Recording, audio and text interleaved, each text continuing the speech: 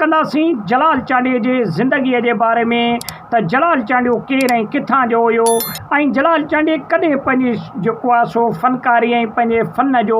आगाज़ कयो ऐं उन खां अलावा जलाल चांडी कहिड़ियूं मुश्किलातूं ॾिठियूं पंहिंजे ज़िंदगीअ में ऐं उन खां अलावा जलाल चांडीअ जा केतिरा पुट आहिनि ऐं जलाल चांडीअ जूं शादियूं घणियूं थियल आहिनि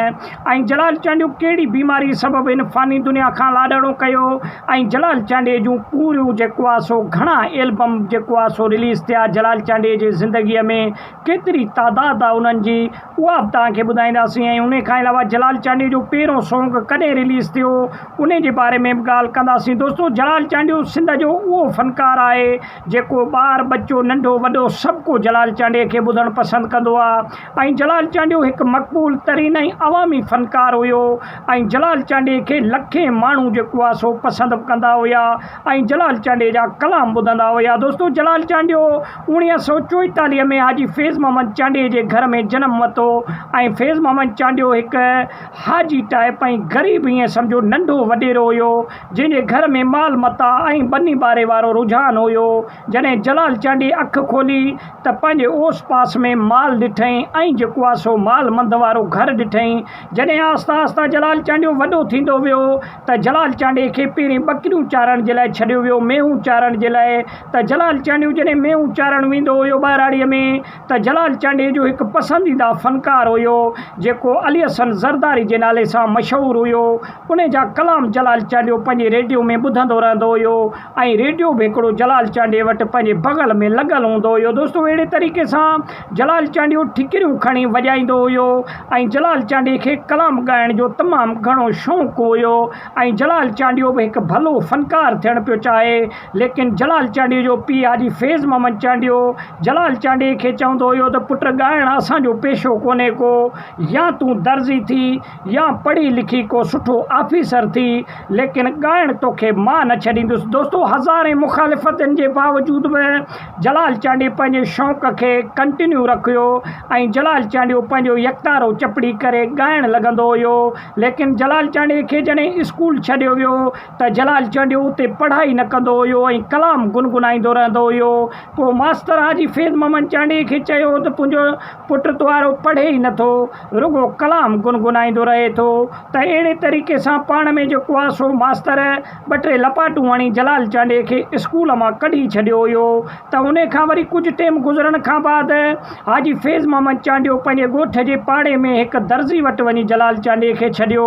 त जलाल चांडियो दर्ज को कमु सिखे लेकिन जलाल चांडीअ जो ध्यानु सॼो कलामनि जे बीठे हुयो ऐं जलाल चांडियो कपिड़ा ख़राबु करे परावा ऐं कलाम गुनगुनाईंदो रहंदो हुयो त अहिड़े तरीक़े सां दर्जीअ बि जलाल चांडीअ खे कढी छॾियो। पोइ जलाल चांडियो नंढनि वॾनि मेलनि में वञी ॻाईंदो हुयो ऐं नंढियूं नंढियूं शादियूं जेके थींदियूं हुयूं पाड़े में उते वञी यकतारे चपड़ीअ ते जलाल चांडियो ॻाईंदो हुयो। दोस्तो हिकिड़ो ॾींहुं जलाल चांडीअ जे लाइ अहिड़ो बहितरीनु ॾींहुं बणिजी आयो जंहिं ॾींहुं जलाल चांडीअ जे ॻोठ में हिकु मेलो हुजे ऐं वॾो मेलो हुजे सॼे सिंध जा उन में फ़नकार आयल हुजनि ऐं जलाल चांडियो बि उन में पंहिंजा यकतारा चपड़ी खणी करे पुॼी वियो ऐं जलाल चांडीअ जॾहिं उन महफ़िल में ॻायो त सवे माण्हुनि जलाल चांडीअ जे पीउ हाजी फैज़ मोहम्मद चांडीअ खे वञी चयो त तुहारे पुट हिन मेले खे तमामु बहितरीनु खणी छॾियो। अहिड़े तरीक़े सां पोइ हाजी फैज़ मोहम्मद चांडीअ पंहिंजे पुट जी नेकी ॿुधी करे ऐं पंहिंजे पुट खे ॻाइण जी इजाज़त ॾिनी ऐं जलाल चांडीअ खे बाज़ाब्ता इजाज़त ॾेई करे ऐं जलाल चांडीअ खे चयईं त पुट अॼु खां वठी तूं वञी ॻा ऐं तोखे को बि कोन रोकींदो ऐं जलाल चांडियो बि हिकु मस्तानो हुयो जेको आहे सो गुलूकारी जी तरफ़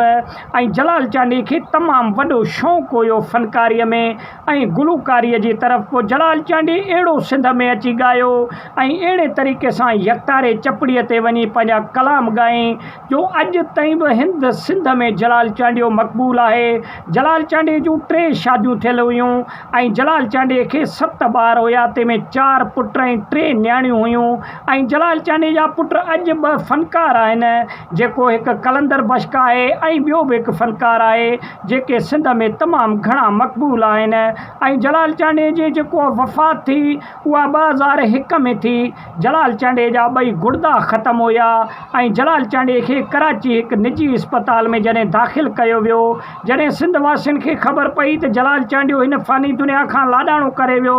त सवनि जी तादाद में जेको आहे सो जलाल चांडे जे ॻोठ में माण्हू इकट्ठे थी विया ऐं सवनि जी तादाद में माण्हू उछकारूं ॾेई रोअण लॻा। दोस्तो, जलाल चांडियो हिकु मनपसंदि फ़नकार हुयो माण्हुनि जो ऐं सिंधी माण्हुनि जे दिलनि जी तर्जुमानी कंदो हुयो जलाल चांडियो। ऐं जलाल चांडे जे विछोड़े खे अॼु ताईं बि माण्हू न विसारे सघिया आहिनि, छाजे करे जो जलाल चांडियो हिकु मक़बूल फ़नकार हुयो सिंध जो। त वॾी महिरबानी, नंढिड़ो वीडियो उमेद आहे त तव्हांखे पसंदि आयो हूंदो। वीडियो खे लाइक ऐं शेयर कयो, चैनल खे सब्सक्राइब कयो,